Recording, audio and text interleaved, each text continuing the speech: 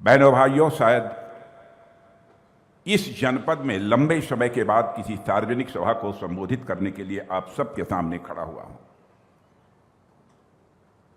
और मेरा आज यह सौभाग्य था कि यहां पर मेड़तिया कुल भूषण वीर शिरोमणि राव दूदाजी राठौड़ महाराज की प्रतिमा का अनावरण करने का मुझे अवसर प्राप्त हुआ है।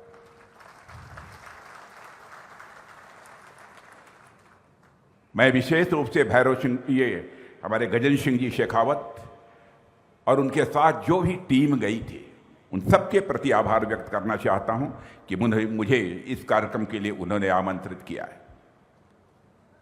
और मैं बहनों भाइयों कहना चाहता हूं, ज्यों ही इस कार्यक्रम के लिए उन्हें आग्रह किया, मैंने क्षण भर की देर नहीं लगाई, सहज रूप से ही अपनी सहमति इस कार्यक्रम में आने के लिए दे दी थी।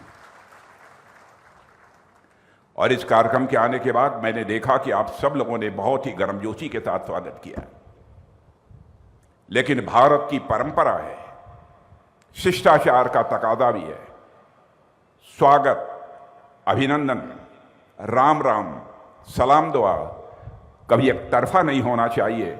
इसलिए मैं भी अपनी तरफ से शीश झुकाकर आप सभी बहनों भाइयों का हार्दिक अभिनंदन करता हूं, आप सभी का स्वागत करता हूं। साथियों, मैं यह मानता हूं कि आज का यह अवसर अपने में बहुत ही ऐतिहासिक है। हम सब यहां वीर शिरोमणि राव दूदाजी की एक अश्वारूढ़ प्रतिमा के अनावरण के लिए आज यहां एकत्रित हुए हैं। मैं सबसे पहले इस आयोजन के लिए आयोजकों को और यहां उपस्थित जन समुदाय को हृदय से बधाई देता हूं। आप सबने यह सिद्ध कर दिया है कि यह पीढ़ी अपने गौरवशाली अतीत को न भूली है, न अपने गौरवशाली अतीत को भविष्य में भूलेगी। यह आपने भरोसा पैदा किया है और यह पीढ़ी अपने पुरखों के बलिदानों को मैं मानता हूं कि सदैव याद रखने वाली यह पीढ़ी है। सार्वजनिक जीवन में होने के नाते देश भर में बहनों भाइयों अनेक कार्यक्रमों में मेरा आना जाना रहता है, लेकिन राजस्थान की यह धरती, जब भी मैं यहां आता हूं, यह धरती हमें स्वाभाविक रूप से बहुत ही भाव विभोर कर देती है। यह भूमि पीरों, संतों और वीरों की खान रही है। वीर शिरोमणि राव दूदाजी का नाम उनमें से एक है और उनका जीवन हमें बताता है कि सच्चा शासक वही होता है जो नारी के सम्मान के लिए अपना सर्वस्व झोंक देता है। सच्चा शासक वही होता है जो समाज में न्याय को सर्वोच्च स्थान देता है। ऐसे ही लोगों को हम सच्चा शासक मानते हैं। जब आज हम अश्वारूढ़ प्रतिमा का अनावरण कर रहे हैं तो मैं मानता हूं यह समाज के लिए और खासकर हमारे नौजवानों के लिए एक बड़ा प्रेरणा का स्रोत बनेगा, सोर्स ऑफ इंस्पिरेशन बनेगा, ऐसा मेरा पक्का विश्वास है। इस प्रतिमा में हमें वीरता, न्यायप्रियता और नारी गरिमा के सम्मान की त्रिवेणी देखने को मिल रही है। साथियों, राव दूदाजी को केवल एक योद्धा या शासक के रूप में देखना, मैं मानता हूं कि उनके व्यक्तित्व, विराट व्यक्तित्व को सीमित करना होगा और हमें यह समझने की जरूरत है कि राव दूदाजी होने का अर्थ क्या होता है। राव दूदाजी को जानने का पहला आयाम है उनका शौर्य। राव दूदाजी को जानने का पहला आयाम है उनका पराक्रम। उनका पूरा जीवन साहस और शौर्य की एक जीती जागती गाथा है, एक जीती जाती कहानी है। राव दूदाजी की तलवार धर्म और न्याय की रक्षा के लिए सदैव तत्पर रही है। इस सच्चाई को कौन नकार सकता है। उनके पराक्रम की गूंज आज भी नौजवानों में राष्ट्रभक्ति का जोश भर देती है। बहनों भाइयों, राव दूदाजी केवल योद्धा ही नहीं थे, बल्कि वह मन और स्वभाव से वैष्णव और संत भी थे। वैष्णव और संतों के प्रति सम्मान उनके हृदय से निकलता था। इसी वैष्णव शक्ति की अजस्र धारा में उनकी अपनी पोती भक्ति शिरोमणि मीराबाई का नाम भी स्वर्ण अक्षरों में अंकित है। और आज भी मीराबाई के प्रति केवल राजस्थान में ही नहीं, अब दक्षिण भारत में भी चले जाइए, बड़ी संख्या में लोग मिलते हैं जिनकी मीराबाई के प्रति एक आस्था है, एक सम्मान का भाव है। और मीराबाई जी ने राव दूदा जी की विरासत को ही आगे बढ़ाते हुए कृष्ण भक्ति का अमर साहित्य रचा है। मैं बधाई देना चाहता हूं गजेंद्र सिंह जी शेखावत को, बहुत उत्तम काम किया है कि मीराबाई महोत्सव मनाने की शुरुआत यहां हुई है और उसके लिए पर्यटन मंत्रालय ने 5 करोड़ रुपया देने का भी फैसला किया है। मैं पुनः इसके लिए आपको धन्यवाद देता हूं। साथियों, राव दूदा जी का व्यक्तित्व आज की राजनीति और समाज के लिए मैं मानता हूं कि आदर्श है। राजनीति आज अपना अर्थ खुद बदल चुकी है, राजनीति आज अपना भाव भी बदल चुकी है। मेरे बहनों भाइयों, राजनीति यह 2 शब्दों को मिलाकर बना हुआ है, राज और नीति। और नीति यह संस्कृत के नए धातु से बना है जिसका अर्थ होता है ले जाना, टू कैरी आउट। ऐसा राज, ऐसा पॉलिटिकल सिस्टम जो समाज को सन्मार्ग की ओर ले जाने का काम करे, उसी ही नीति को, उसी पॉलिटिकल सिस्टम को हम राजनीति कहते हैं। लेकिन पिछले कुछ वर्षों में ऐसा हो गया कि राजनीति शब्द अपना अर्थ भी खोता जा रहा था, अपना भाव भी खोता जा रहा है। लेकिन अपनी सरकार आने के बाद हम लोगों ने यह संकल्प लिया कि राजनीति शब्द का यह जो खोया हुआ अर्थ और भाव है, हम पुनः राजनीति में स्थापित करेंगे। और बहनों भाइयों, और हम लोगों ने स्थापित करने में मोदी जी के नेतृत्व में कामयाबी हासिल की है। यह हमारी सरकार का सौभाग्य है कि प्रधानमंत्री जी के नेतृत्व में हम अपनी खोई विरासत को फिर से स्थापित कर रहे हैं। विकास भी और विरासत भी, यह प्रधानमंत्री ने कहा था। हमने अपने जननायकों को याद करना, उन पर गौरव करना तथा उनकी शिक्षाओं को युवा पीढ़ी तक पहुंचाने का काम करना, इस दिशा में भी हमारी सरकार तेजी के साथ काम कर रही है। इस मूर्ति का अनावरण भी, मैं ऐसा मानता हूं कि इस मूर्ति का अनावरण भी एक प्रकार का संकल्प है कि हम राव दूदा जी जैसे अनगणित गुमनाम वीरों को इतिहास के पन्नों से निकालकर जन जन के सामने गर्व के साथ खड़ा करेंगे। साथियों, राव दूदा जी ने हमें सिखाया कि महिलाओं का सम्मान हमारी सभ्यता के लिए केवल एक नारा नहीं है, बल्कि हमारी सभ्यता की यह आत्मा है। जिस समाज में महिलाएं सम्मानित नहीं होती हैं, वह समाज दोस्तों कभी तरक्की नहीं कर सकता।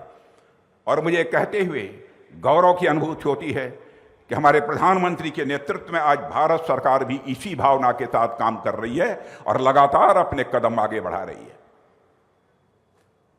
साथियों, आपको जानकारी है कि हमारी सरकार बेटी बचाओ बेटी पढ़ाओ अभियान से लेकर महिला सुरक्षा के सख्त कानूनों तक हर स्तर पर नारी शक्ति को सशक्त करने में अपनी प्रभावी भूमिका निभा रही है। हमने तो महिलाओं को उनका राजनीतिक अधिकार दिलाने के लिए उनको 33% संसद और विधानसभा विधानमंडलों में भी उनको आरक्षण मिलना चाहिए, इसके लिए भी हम बिल लेकर आए। लेकिन विडंबना यह थी कि हमारे कुछ विरोध पक्ष के साथियों ने उसे पारित नहीं होने दिया। बहनों भाई, लेकिन इस कार्य के लिए हम पूरी तरह से कमिटेड हैं, प्रतिबद्ध हैं। समय विलंब हो सकता है, देर लग सकती है, लेकिन बहनों भाइयों, जो संकल्प लिया है उस संकल्प को हम लोग पूरा करके रहेंगे। दुनिया की कोई ताकत हमें रोक नहीं सकती। और मैं मानता हूं कि यह बिल जो हम लोग लेकर आए हैं वह केवल एक बिल भर नहीं है, बल्कि हमारी सामूहिक इच्छा शक्ति का यह एक परिचायक है। कलेक्टिव विल का यह एक परिचायक है। और बिल एक बार भले ही सदन के मैदान में डिफीट हो गया हो, हमारी इच्छा शक्ति को कभी दुनिया की कोई ताकत पराजित नहीं कर सकती है, यह भी आपको विश्वास दिलाता हूं। और मैं कहना चाहता हूं कि हमारी यह इच्छा शक्ति और मजबूत हुई है और मुझे पूरा विश्वास है कि वह दिन जल्द आएगा जब हमारी माताओं बहनों को उनका राजनीतिक अधिकार मिलकर रहेगा। बहनों भाइयों, नागौर की यह धरती वीरों और पराक्रमियों की यह भूमि रही है। राव दूधाजी के शौर्य परंपरा में इस धरती ने एक से एक बढ़कर महापुरुष दिए हैं। राजस्थान के युवाओं को तो वैसे भी सेना से बहुत गहरा रिश्ता है। जब भी मैं कहीं जाता हूं सीमाओं के ऊपर, कोई न कोई राजस्थान का ऐसा बहादुर नौजवान अथवा अधिकारी कोई हमको मिल जाता है। यहां के घर घर से फौजी निकलते हैं, यहां घर घर से फौजी निकलते हैं। आज भी हमारी इस सेनाओं में शामिल होकर नागौर के युवा पूरी निष्ठा के साथ भारत की सीमाओं की रक्षा कर रहे हैं मेरे बहनों भाइयों। और जिन माताओं ने ऐसे जवानों को अपनी कोख से पैदा किया है, मैं पुनः उन सारी माताओं के सामने शीश झुकाकर उनके प्रति आदर व्यक्त करता हूं, उनके प्रति सम्मान व्यक्त करता हूं। और साथियों, जिस तरह से हमारे जवान देश की सीमाओं की सुरक्षा कर रहे हैं, ठीक उसी तरह हमारी सरकार भी योजनाओं के मामले में उनके साथ कदम से कदम मिलाकर चल रही है। हमारे प्रधानमंत्री की लीडरशिप में पिछले 10 वर्षों में भारत ने अपनी सुरक्षा नीति में ऐतिहासिक बदलाव किए हैं। हमने दुनिया को साफ संदेश दे दिया है, हमने दुनिया को साफ संदेश दे दिया है, अब आतंकवाद के खिलाफ हमारी नीति जीरो टॉलरेंस की होगी। हम किसी भी सूरत में उसे बर्दाश्त नहीं करेंगे। हमने 2016 में सर्जिकल स्ट्राइक की, भारत की सेना सीमा पार जाकर भी आतंकवादियों को मार सकती है, ऐसा संदेश हमने उसी समय दे दिया था। 2019 में हमारे बालाकोट स्ट्राइक ने आतंकवादियों के ट्रेनिंग कैंप्स को तबाह कर दिया था। भारत ने ही नहीं देखा बल्कि सारी दुनिया ने इसे देखा है। इसके बाद ऑपरेशन सिंदूर ने तो जैसे ऐसा लगता है जैसे इतिहास ही बदल दिया। बहनों भाइयों, एक नया इतिहास बनाया है ऑपरेशन सिंदूर ने। मैं बहुत सारी ऐसी बातें हैं जो सार्वजनिक रूप से आपके सामने नहीं कह सकता हूं, लेकिन बहनों भाइयों, हमारे सेना के जवानों ने, सेना के अधिकारियों ने और तीनों फोर्सेस के, चाहे वो आर्मी रही हो, चाहे एयरफोर्स रही हो, नेवी रही हो, तीनों हमारी सेनाओं ने मिलकर जिस तरीके से यह ऑपरेशन किया है, मैं समझता हूं कि भारत के इतिहास में वह बेमिसाल है मेरे बहनों भाइयों, बेमिसाल है। शायद पाकिस्तान फिर से भारत की ओर नजर उठाकर जल्दी जुर्रत न करे। और आज आपको इस धरती से बतलाकर जा रहा हूं, बहनों भाइयों, यदि पाकिस्तान ने फिर से भारत के ऊपर नजर उठाकर जुर्रत करने की कोशिश की तो जो अब तक नहीं हुआ है वह होकर रहेगा।